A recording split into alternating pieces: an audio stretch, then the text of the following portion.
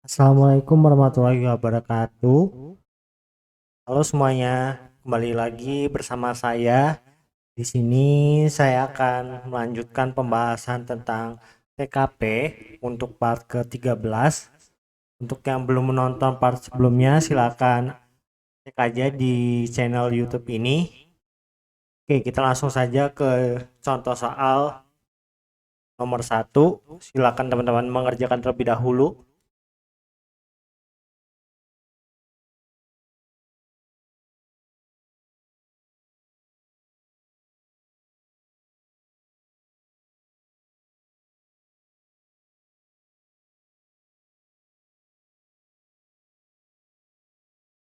Di lingkungan tempat Anda tinggal, terdapat seorang warga yang memiliki kebiasaan meminum alkohol di rumahnya.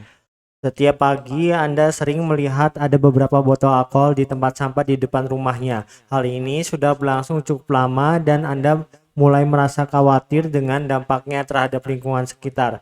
Meskipun warga tersebut tidak pernah mengganggu secara langsung, Anda merasa ada tanggung jawab sebagai tetangga untuk peduli terhadap kesejahteraan komunitas. Anda pun dihadapkan pada dilema apakah harus bertindak atau membiarkan kebiasaan tersebut. Mengingat hubungan baik di antara tetangga sangat penting. Sebagai tetangga yang peduli, bagaimana sebaiknya Anda bersikap terhadap situasi ini? Untuk poin 1 itu adalah yang C. Membiarkannya saja selagi ia tidak mengganggu Anda dan keluarga. Meskipun tidak mengganggu secara langsung, ini menunjukkan sikap apatis dan kurang peduli terhadap kesejahteraan komunitas secara keseluruhan. Kalau yang B, itu 2, menyampaikan secara langsung kepada tetangga tersebut apabila ia masih meminum alkohol, maka Anda melaporkannya kepada pihak berwajib. Ini terlalu keras dan konfrontatif, serta dapat memperburuk hubungan tanpa memberikan kesempatan untuk memahami situasinya terlebih dahulu. Kalau yang D itu 3 ya, menceritakan hal tersebut kepada pengurus lingkungan agar memberinya teguran. Langsung melibatkan pengurus lingkungan tanpa berbicara terlebih dahulu dengan tetangga tersebut dapat menimbulkan kesalahpahaman dan menambah masalah sosial di lingkungan. Kalau yang E itu adalah 4, selalu bersikap waspada kepada orang yang berada dalam pengaruh alkohol, nekat berbuat apa saja. Ini adalah asumsi negatif yang tidak didasarkan pada bukti dan bisa memicu ketidakpercayaan yang tidak perlu. Untuk yang 5 itu yang A ya, tetap menjalin komunikasi yang baik dengannya, menghormatinya, dan apabila memungkinkan maka Anda akan menanyakan hal tersebut secara langsung kepadanya. Sikap terbaik dalam situasi ini adalah tetap menjaga hubungan baik dengan tetangga dan menunjukkan rasa hormat tanpa langsung berkonfrontasi. Dengan menanyakan langsung kepada warga tersebut, Anda bisa mencari tahu alasannya dan menawarkan dukungan jika diperlukan, tanpa menimbulkan ketegangan. Opsi ini mencerminkan sikap peduli tanpa menghakimi, serta menjaga keharmonisan di lingkungan. Oke, lanjut nomor 2.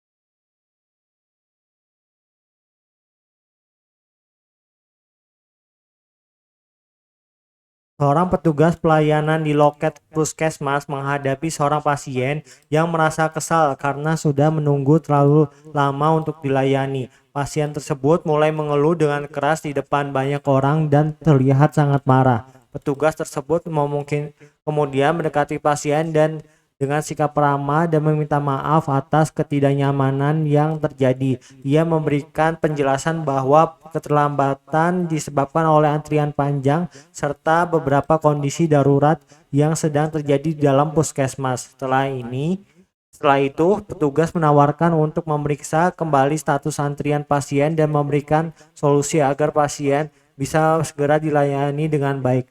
Apa tindakan pertama yang seharusnya dilakukan oleh petugas dalam menangani situasi ini? Ini yang opsi satu jawabannya itu adalah yang B, mengabaikan keluhan pasien dan fokus melanjutkan pekerjaan Anda. Ini adalah pilihan yang salah karena mengabaikan pasien hanya akan membuat situasi semakin buruk, pasien merasa tidak didengar, dan masalah tetap tidak terselesaikan. Kalau yang E itu adalah 2 ya, menjelaskan kepada pasien bahwa mereka harus menunggu sesuai dengan giliran tanpa terkecuali.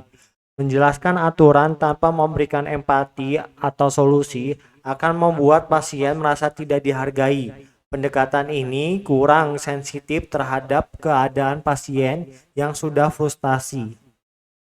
Kalau yang C itu adalah 3, meminta pasien untuk bersabar dan menunggu giliran dengan tenang. Meminta pasien untuk bersabar tanpa penjelasan atau solusi konkret bisa membuat pasien semakin kesal, terutama jika mereka sudah merasa marah dan menunggu terlalu lama.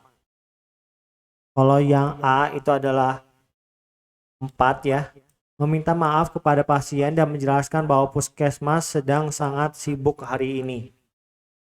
Meskipun meminta maaf adalah langkah yang baik, hanya memberikan penjelasan tanpa memeriksa status antrian atau menawarkan solusi tidak cukup. Pasien butuh kepastian dan tindakan lebih lanjut. Kalau yang D yang paling banyak ya, poinnya yaitu 5, meminta maaf ya. Sorry, ini meminta maaf dan segera memeriksa status antrian pasien tersebut serta berusaha mempercepat prosesnya. Tindakan yang paling tepat adalah langsung meminta maaf atas ketidaknyamanan yang dialami pasien, kemudian memeriksa status antrian untuk memberikan kepastian. Dengan demikian, petugas menunjukkan empati sekaligus memberikan solusi konkret yang dapat membantu menenangkan pasien dan mempercepat pelayanan.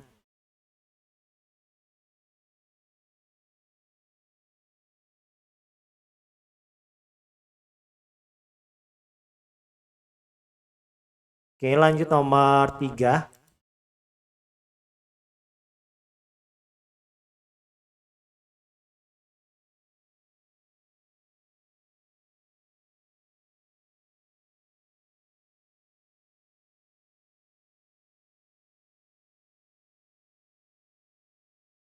Pemerintah melakukan sejumlah penangkapan pasca bom bunuh diri yang terjadi di kota Makassar terhadap orang-orang yang diduga terlibat tindakan aksi terorisme. Sejumlah orang yang diamankan tersebut ternyata anggota keluarga Budi, dan Budi juga dimintai keterangan mengenai anggota keluarga tersebut. Bila Anda di posisi Budi, yang akan Anda lakukan dalam situasi ini adalah untuk poin 1 itu C ya. Berusaha membantu anggota keluarga untuk keluar dari permasalahan tersebut dengan cepat. Pilihan ini kurang tepat karena membantu anggota keluarga keluar dari permasalahan bisa dianggap sebagai upaya menutupi fakta atau menghalangi proses hukum. Ini beresiko memperburuk situasi secara hukum.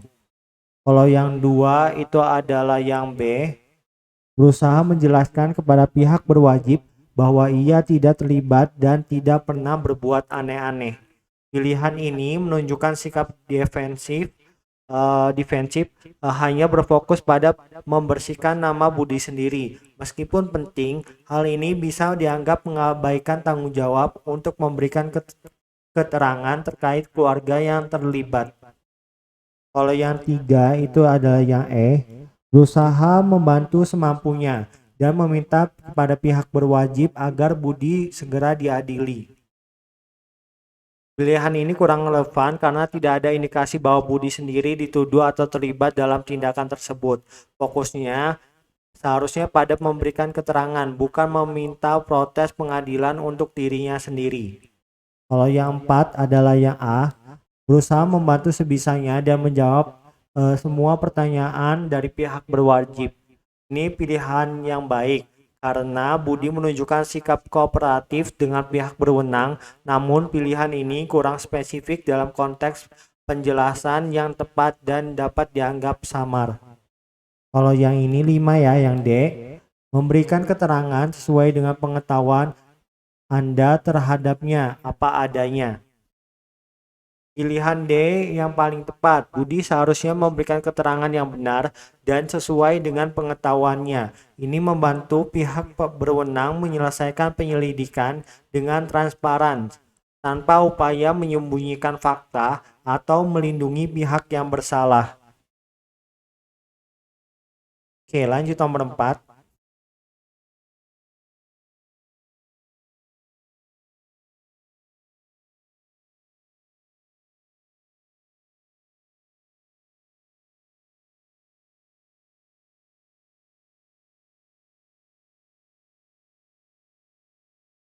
Maraknya aksi terorisme terjadi karena masuknya paham-paham radikalisme, bahkan ajaran radikalisme telah menyentuh banyak anak-anak, sehingga selain peran pemerintah, proses pencegahan dan penanggulangan terorisme di Indonesia membutuhkan bantuan dari seluruh elemen terkecil masyarakat, salah satunya keluarga. Menurut Anda, bagaimana peran keluarga yang efektif dalam menekan angka terorisme dan paham radikalisme di Indonesia? Ini yang satu itu adalah yang C ya.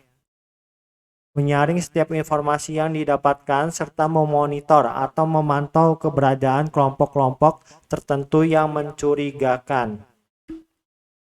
Ini juga merupakan langkah penting dalam mencegah radikalisme. Warga yang bijak dalam menyaring informasi dan mengawasi aktivitas anggota keluarganya, khususnya anak-anak, akan mampu menghindari paparan ajaran radikal. Namun, ini harus dilakukan dengan tetap menghormati privasi dan hak-hak individu dalam keluarga. Kalau yang dua itu adalah yang D, membentuk forum-forum kerukunan umat, tim kewaspadaan dini, tim penanggulangan terorisme. Pilihan ini lebih bersifat formal dan melibatkan kolaborasi dengan masyarakat luas. Meskipun penting, peran keluarga secara langsung mungkin lebih terfokus pada kehidupan sehari-hari daripada terlibat dalam pembentukan forum atau tim. Kalau yang tiga itu yang B, tidak menyalahkan keyakinan orang lain yang berbeda dari kita. Pilihan ini juga penting karena menanamkan sikap menghargai keyakinan yang berbeda adalah langkah utama dalam mencegah intoleransi yang bisa berujung pada radikalisme. Membentuk pemahaman bahwa perbedaan bukan alasan untuk menyalahkan orang lain akan mendorong sikap terbuka dan toleran.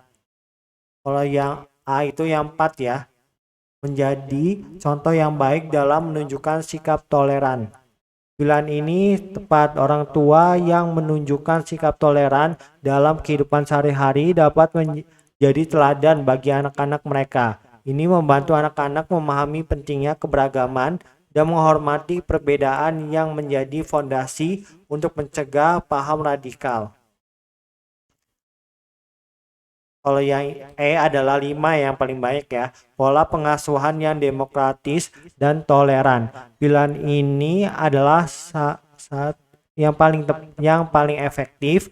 Pola pengasuhan yang demokratis dan penuh toleransi membantu anak-anak untuk tumbuh dalam lingkungan yang menghargai kebebasan berpendapat serta menghormati pandangan yang berbeda. Dengan pola asuh ini, anak-anak akan lebih sulit terpengaruh oleh ajaran radikal karena mereka telah diajarkan untuk berpikir kritis dan menghargai perbedaan. Oke, lanjut nomor 5.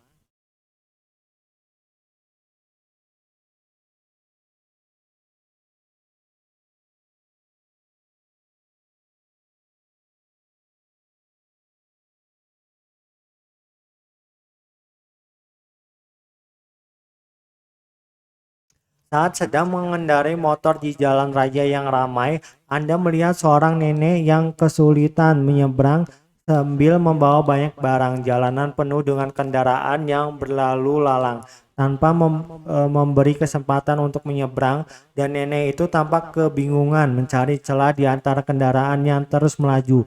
Melihat situasi ini, apa yang akan Anda lakukan? Untuk poin 1 itu yang D ya. Karena nenek tersebut berpergian sendiri, pasti sudah terbiasa dan tidak butuh bantuan untuk diseberangkan. Pilihan ini mengasumsikan bahwa karena seorang sering berpergian sendiri, mereka tidak membutuhkan bantuan. Ini adalah asumsi yang kurang tepat. Meskipun nenek tersebut mungkin berpergian sendiri, tidak berarti ia tidak menghadapi kesulitan. Sikap ini kurang menunjukkan empati. Kalau yang A itu adalah 2 ya. Agak sulit apabila tiba-tiba berhenti di pinggir jalan dan pasti akan ada orang baik yang akan menolong nenek tersebut. Pilihan ini menunjukkan sikap pasif, mengandalkan orang lain untuk membantu tanpa berbuat apa-apa, mencerminkan sikap mengabaikan situasi. Ini kurang tepat karena ketika kita mampu membantu, sebaiknya tidak mengandalkan orang lain. Kalau yang E adalah 3 ya, melaporkan pada polisi lalu lintas di sekitar bahwa ada seorang nenek di pinggir jalan yang membutuhkan bantuan. Pilihan ini cukup baik karena melibatkan pihak yang berwenang. Namun jika Anda sendiri bisa langsung membantu dengan cepat dan aman, menunda bantuan dengan melapor mungkin tidak diperlukan. Dalam situasi ini, tindakan langsung akan lebih efektif. Kalau yang B yaitu yang 4 ya, memperhatikan dahulu beberapa waktu, apabila masih tidak ada yang menolong baru akan menawarkan bantuan. Pilihan ini menunjukkan bahwa Anda masih ragu dan menunggu situasi untuk melihat apakah ada orang lain yang bertindak terlebih dahulu. Meskipun Anda akhirnya berencana menolong, menunda bantuan bisa membuang waktu yang berharga bagi seorang yang membutuhkan bantuan segera. Yang C5 ya, menepi sebentar dan menawarkan bantuan pada nenek tersebut untuk membawakan barang dan menyeberangkannya. Ini adalah jawaban yang paling tepat karena menunjukkan inisiatif dan kepedulian yang langsung. Dengan menepi dan menawarkan bantuan, Anda mengambil tindakan cepat untuk menolong nenek yang kesulitan, memastikan keselamatannya di jalan ramai. Ini menunjukkan empati dan tanggung jawab sosial yang baik. Oke, lanjut nomor 6.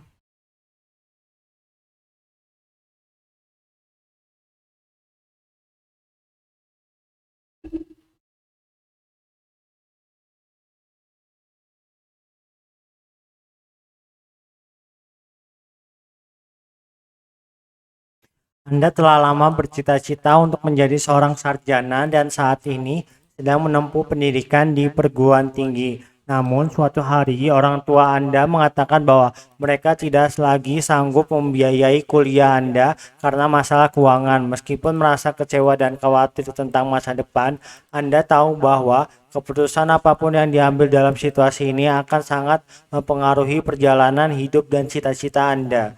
Apa yang seharusnya Anda lakukan dalam situasi ini? Opsi C itu adalah 1 ya, meminta pada orang tua bekerja keras dan meminta untuk membiayai anaknya.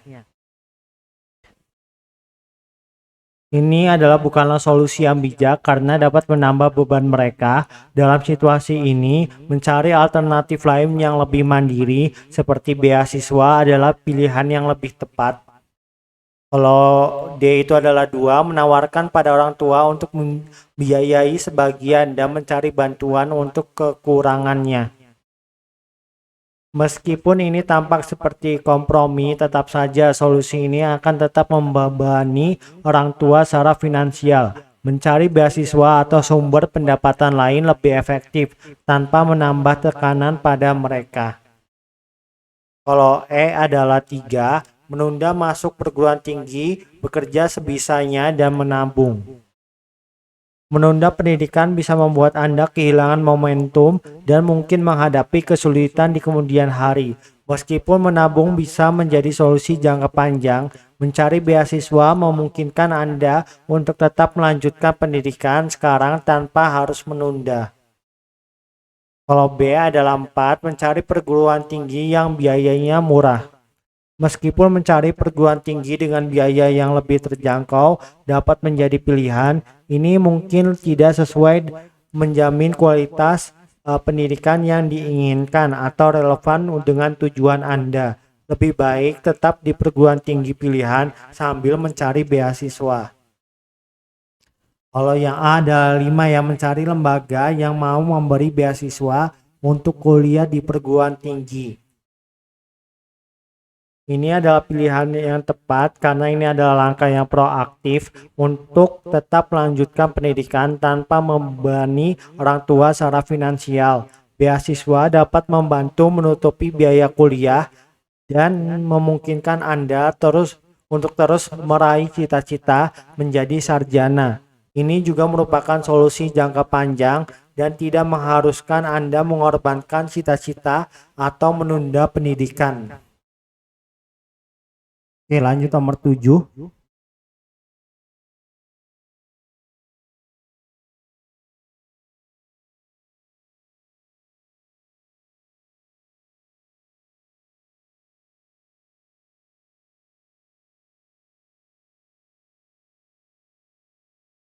Kita hidup di negara yang kaya akan keberagaman kepercayaan, budaya, dan adat istiadat. Perusahaan tempat Anda bekerja juga mencerminkan keberagaman ini dengan orang-orang dari berbagai latar belakang yang bekerja bersama. Di antara karyawan tersebut, banyak karyawan Muslim yang merasa kesulitan menjalankan ibadah karena terbatasnya fasilitas untuk beribadah di lingkungan kerja atau karena jam kerja yang bertabrakan dengan waktu ibadah mereka. Keluhan ini muncul karena mereka merasa tidak mendapatkan kesempatan yang cukup untuk melaksanakan kewajiban agama mereka dengan nyaman tanpa mengganggu pekerjaan. Sebagai bagian dari perusahaan, bagaimana sikap Anda dalam menghadapi situasi ini untuk memastikan kebutuhan spiritual mereka terpenuhi sambil tetap menjaga produktivitas kerja? Ini yang poin 1 itu adalah C. Karena pemilik perusahaan seorang non-muslim, maka itu sudah menjadi aturan yang harus dipatuhi. Ini salah karena aturan seharusnya menghormati semua keyakinan, bukan bergantung pada agama pemilik. Kalau yang 2 itu adalah yang D, memberikan kebijakan yang bersifat toleran kepada karyawan. Toleransi memang penting, tetapi perlu kebijakan yang konkret. Kalau yang A itu adalah 3 ya, akan memfasilitasi tempat untuk beribadah mereka di lingkungan perusahaan. Ini tidak realistis ya, tanpa wewenang untuk langsung menyediakan fasilitas, karena harus izin dulu ke pimpinan ya. Lalu yang E itu 4 ya nilainya, bersifat toleran dan menyediakan semua fasilitas ibadah karyawan. Ini harus tetap membutuhkan persetujuan pimpinan ya sebelum menyediakan fasilitas. Kalau yang B baru yang 5 ya, mendiskusikan hal ini dengan jajaran pimpinan dan pemilik perusahaan untuk dicari solusinya. Karena Anda perlu melibatkan pimpinan untuk mendapatkan persetujuan dan solusi yang tepat terkait fasilitas ibadah. Oke, lanjut nomor 8.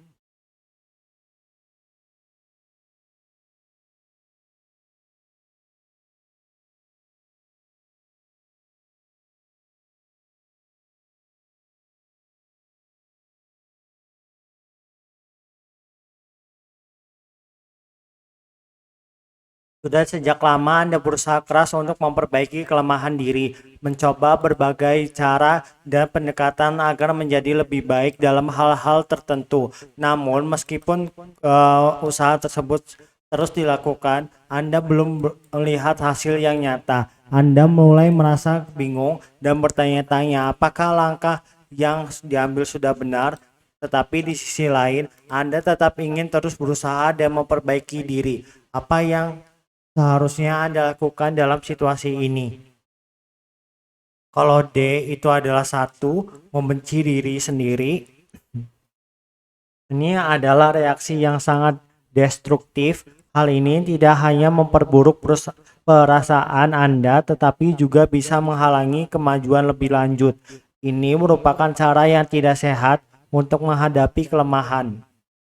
Kalau E adalah 2, meratapi diri sendiri. Ini meratapi diri berarti berfokus pada sisi negatif tanpa adanya usaha untuk bangkit. Ini adalah pendekatan pasif yang justru akan memperburuk keadaan karena tidak memberikan solusi untuk masalah yang dihadapi. Kalau A adalah 3, dengan terpaksa menerimanya. Menerima kelemahan dengan terpaksa menunjukkan ketidakikhlasan dan bisa menyebabkan perasaan frustasi. Sikap ini tidak membantu Anda untuk benar-benar menerima diri atau membuat kemajuan. Kalau B adalah 4 ya, menerimanya dengan sedikit kekecewaan. Meskipun ini menunjukkan sikap menerima, adanya kekecewaan dapat menghambat proses Anda untuk terus maju. Kekecewaan mungkin akan membuat Anda merasa negatif tentang diri sendiri dan kurang memotivasi untuk melanjutkan upaya perbaikan. Kalau C yang 5 ya, menerimanya dengan lapang dada. Pilihan ini adalah yang terbaik karena menunjukkan sikap menerima kelemahan diri secara positif dan dengan hati terbuka. Menerima kelemahan dengan lapang dada berarti Anda tidak menyerah pada kelemahan tersebut, tetapi memahami bahwa proses perbaikan diri memerlukan waktu, dan dengan sikap positif Anda bisa melanjutkan upaya memperbaiki diri tanpa merasa tertekan. Oke, lanjut nomor 9.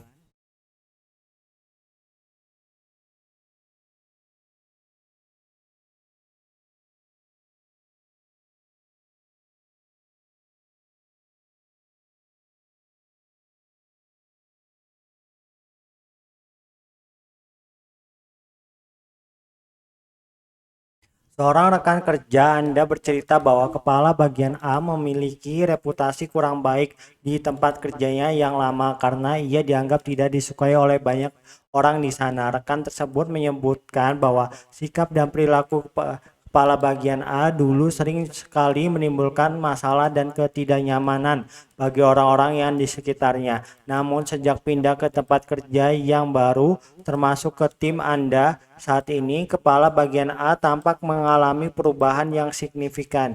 Ia kini dikenal sebagai sosok yang lebih profesional, terbuka, kooperatif dalam bekerja. Meskipun demikian, Anda mungkin merasa perlu menilai sendiri perilaku kepala bagian A di lingkungan kerja baru ini dan mempertimbangkan bagaimana Anda akan bersikap terhadap informasi yang disampaikan oleh rekan kerja tersebut. Bagaimana Anda akan menanggapi situasi ini agar tetap menjaga hubungan baik di lingkungan kerja dan tidak terbawa oleh cerita masa lalu. Ini yang E itu adalah yang satu ya poinnya. Cukup tahu saja karena bisa jadi akan bermanfaat untuk mengenal kelemahan kepala bagian A. Ini menimbulkan prasangka dan bisa merugikan objektivitas. Fokus pada kelemahan yang didasarkan pada cerita lama dapat mempengaruhi penilaian secara tidak adil. Kalau yang D itu adalah 2, menceritakan kembali cerita tersebut pada kepala bagian A. Ini tidak hanya tidak profesional tetapi juga dapat memperburuk hubungan dan menciptakan ketegangan. Konfrontasi yang tidak perlu bisa merusak dinamika tim. Kalau yang A adalah yang 3, menelan mentah-mentah informasi dan cerita tersebut karena percaya pada rekan kerja saya. Menerima informasi tanpa verifikasi dapat menimbulkan prasangka yang tidak adil dan dapat merusak hubungan kerja yang sehat dengan kepala bagian A. Kalau yang 4 itu adalah yang C, menjadikan cerita tersebut sebagai alasan saya harus lebih baik dalam bersikap di tempat kerja. Meskipun sikap baik adalah penting, tidak bijaksana menggunakan cerita tersebut sebagai pendorong. Penilaian harus didasarkan pada interaksi nyata, bukan pada cerita masa lalu. Kalau yang B adalah yang 5 ya, tidak akan menceritakan kembali pada rekan lain karena bukan urusan saya dan bekerja harus dilandasi sikap profesional, bukan perasaan. Ini menunjukkan sikap profesional yang tepat, menyikapi informasi seperti ini dengan menjaga kerahasiaan dan tidak menyebarkannya lebih lanjut, merupakan tindakan yang bijaksana. Dalam lingkungan kerja, menjaga hubungan baik dengan semua pihak sangat penting dan fokus pada tanggung jawab serta kinerja tanpa dipengaruhi oleh opini masa lalu adalah langkah yang tepat. Mengedepankan profesionalisme menunjukkan bahwa Anda lebih mengutamakan penilaian objektif berdasarkan pengalaman kerja sehari-hari daripada cerita atau gosip. Oke, lanjut nomor 10.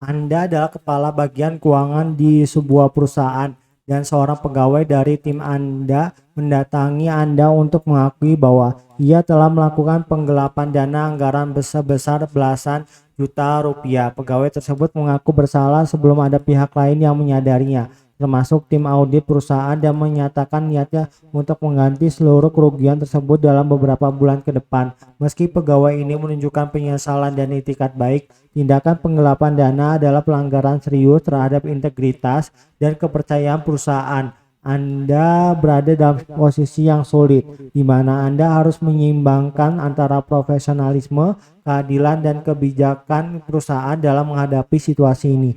Bagaimana Anda akan bersikap untuk memastikan langkah yang tepat dalam menangani pelanggaran ini tanpa mengabaikan kepentingan perusahaan? Yang satu itu adalah yang D ya, langsung memberhentikannya secara tidak hormat tanpa memberi kesempatan. Meski tindakan ini menunjukkan ketegasan, tidak memberi kesempatan kepada pegawai untuk menjelaskan dan memperbaiki kesalahannya dapat dianggap tidak adil dan bisa beresiko secara hukum bagi perusahaan. Kalau yang E itu adalah dua ya, memaafkannya dan mengawal sampai kasusnya selesai. Memberikan maaf tanpa tindakan konkret dapat merusak kepercayaan dan integritas perusahaan. Hal ini juga dapat menciptakan persepsi buruk di mana pegawai lain merasa bahwa mereka dapat menghindari konsekuensi atas tindakan tidak etis. Kalau yang B itu adalah 3, memberikannya waktu untuk bertanggung jawab penuh karena sudah berjanji. Opsi ini tidak memberikan sanksi yang jelas untuk tindakan penggelapan yang serius. Memberikan waktu tanpa tindakan dapat memberikan kesan bahwa perusahaan lemah dalam menegakkan aturan. Kalau yang C itu adalah 4, melaporkannya pada tim audit dan menjadi penengah karena pegawai tersebut siap bertanggung jawab.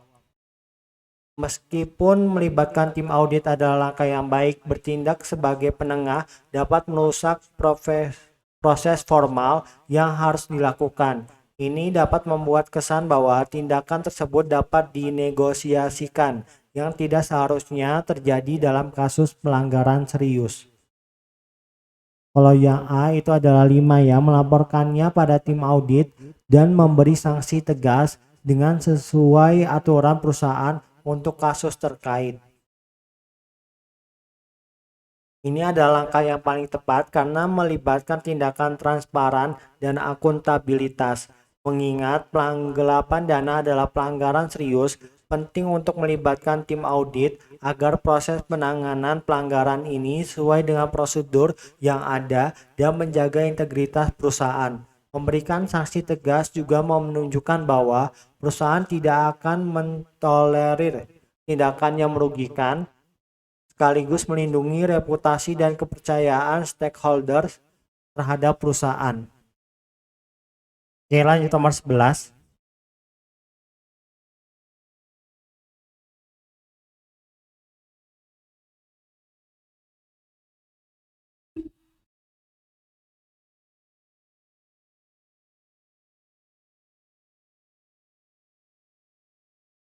Dalam suatu pertemuan kelompok, Dodi datang terlambat. Ketika ia tiba, pembicaraannya sedang berlangsung dengan sangat hangat. Meskipun ia sangat ingin menyumbangkan ide-ide yang telah dipersiapkannya, ia merasa agak ragu untuk langsung berbicara di tengah diskusi yang intens. Setelah merenung sejenak, Dodi memutuskan untuk melakukan tindakan tertentu agar dapat berkontribusi dalam pertemuan tersebut. Apa yang seharusnya dilakukan Dodi dalam situasi ini? Kalau yang satu itu C ya, segera berbicara, mengemukakan pendapat. Segera berbicara tanpa mempertimbangkan konteks atau keadaan bisa dianggap tidak sopan. Hal ini juga dapat mengganggu pembicaraan yang sedang berlangsung, sehingga tidak baik untuk dinamika kelompok. Kalau E itu 2 ya, meminta waktu untuk berbicara. Meminta waktu untuk berbicara ini bisa dianggap mengganggu. Lebih baik Dodi menunggu sampai ada kesempatan alami dalam diskusi untuk menyampaikan idenya. Kalau yang B itu adalah 3, menanyakan apakah saya boleh segera berbicara. Menanyakan izin untuk berbicara bisa jadi terlihat tidak percaya diri atau mengganggu alur diskusi yang sedang berlangsung.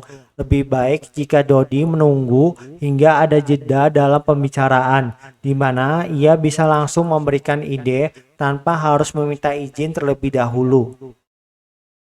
Kalau yang A itu adalah 4, duduk mendengarkan pembicaraan baru kemudian berbicara. Meskipun mendengarkan adalah tindakan yang baik, opsi ini tidak mengindikasikan bahwa Dodi akan berkontribusi dalam diskusi. Ia seharusnya mencari kesempatan untuk berbicara setelah mendengarkan, bukan hanya menunggu sampai pembicaraan selesai tanpa memberi masukan. Kalau yang D, yang 5 ya, menunggu diberi kesempatan untuk berbicara. Opsi ini adalah yang paling tepat karena Dodi menunjukkan sikap menghormati diskusi yang sedang berlangsung. Dengan menunggu kesempatan untuk berbicara, ia dapat menyerap informasi dan memahami konteks sebelum memberikan kontribusinya. Ini juga menciptakan suasana yang lebih baik dalam kelompok, di mana semua orang merasa dihargai. Oke, lanjut nomor 12.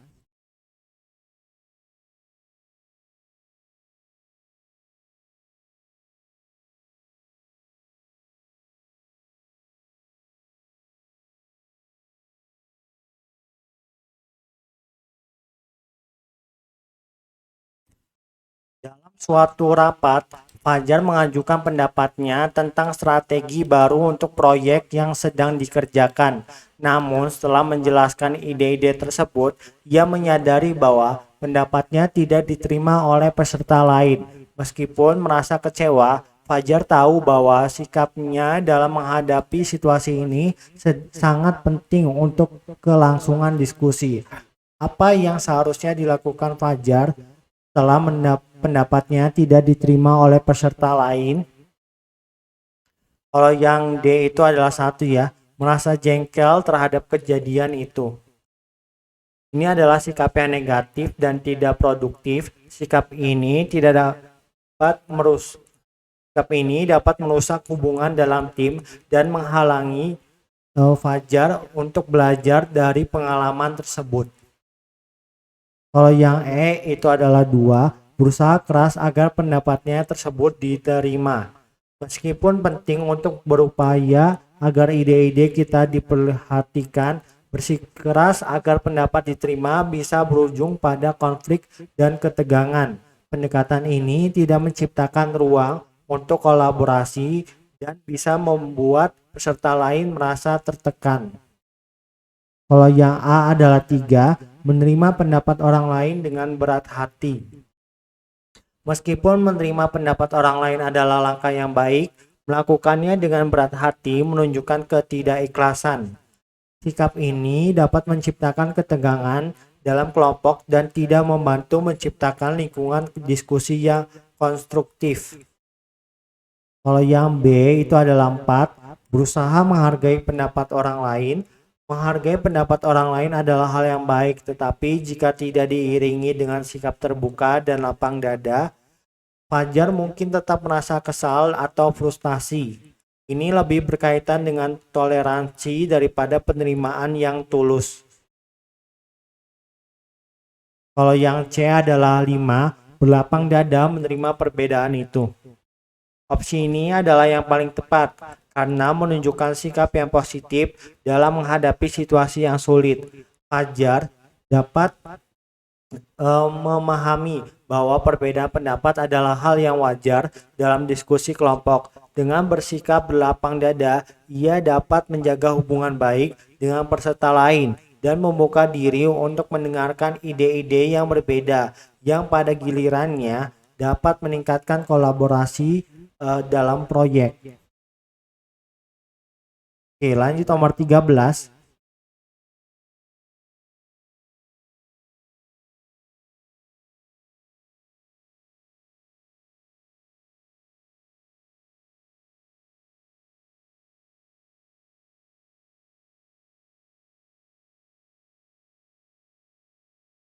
Ketika menghadapi tugas yang berat dan menuntut kemampuan yang tinggi, Andi merasa sedikit tertekan namun bertekad untuk memberikan yang terbaik. Ia tahu bahwa tugas tersebut akan sangat mempengaruhi hasil kerjanya, sehingga ia memutuskan untuk tidak hanya berfokus pada penyelesaian tugas, tetapi juga mencari cara untuk meningkatkan kemampuannya agar bisa menghadapi tantangan tersebut dengan lebih baik. Dalam situasi ini, Andi menyadari bahwa sikap dan pendekatannya sangat menentukan keberhasilannya.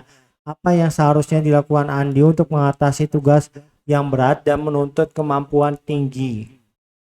Satu itu C ya, meninggalkan tugas begitu saja.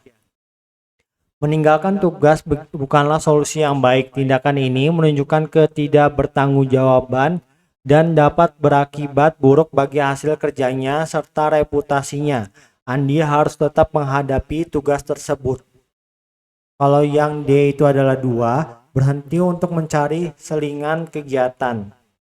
Mencari selingan kegiatan terkadang diperlukan untuk mengurangi stres, tetapi berhenti mencarinya dapat membuat Andi menjadi kehabisan energi dan kreativitas. Penting untuk menemukan keseimbangan antara bekerja dan memberi diri waktu untuk istirahat.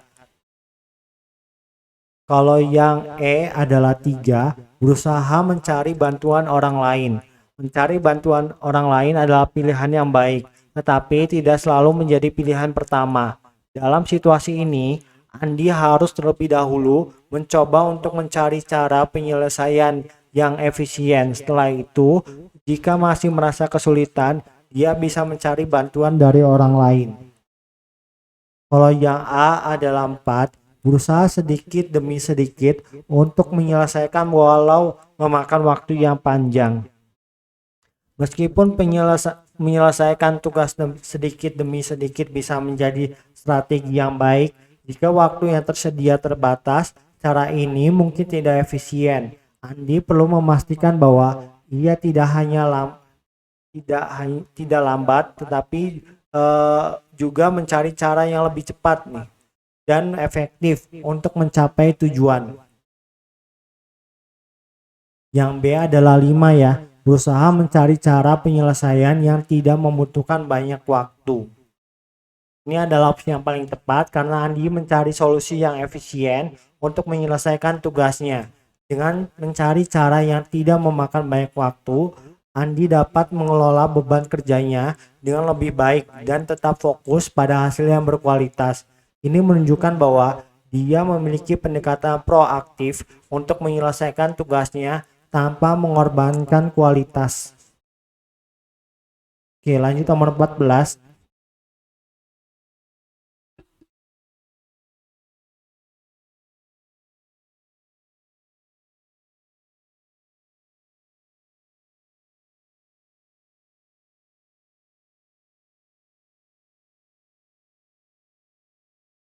Sebagai seorang prajurit militer, Anda menerima perintah untuk bertempur dalam perang yang sama sekali tidak diinginkan. Meskipun merasa ragu dan tertekan dengan situasi tersebut, Anda tahu bahwa tugas ini adalah bagian dari tanggung jawab Anda sebagai prajurit. Dengan berbagai perasaan yang campur aduk, Anda berusaha untuk tetap fokus dan melaksanakan tugas sebaik mungkin sambil mencari cara untuk mengatasi ketidakpastian dan ketidaknyamanan yang Anda rasakan. Apa yang seharusnya Anda lakukan dalam situasi ini? Kalau A itu adalah satu ya, meninggalkan tugas militer tersebut. Ini meninggalkan tugas bukanlah pilihan yang bertanggung jawab karena dapat merugikan diri sendiri dan rekan-rekan Anda. Tindakan ini juga dapat berdampak negatif pada disiplin dan kredibilitas Anda sebagai prajurit. Kalau D itu adalah 2, bercerita kepada rekan Anda tentang ketidaksetujuan Anda.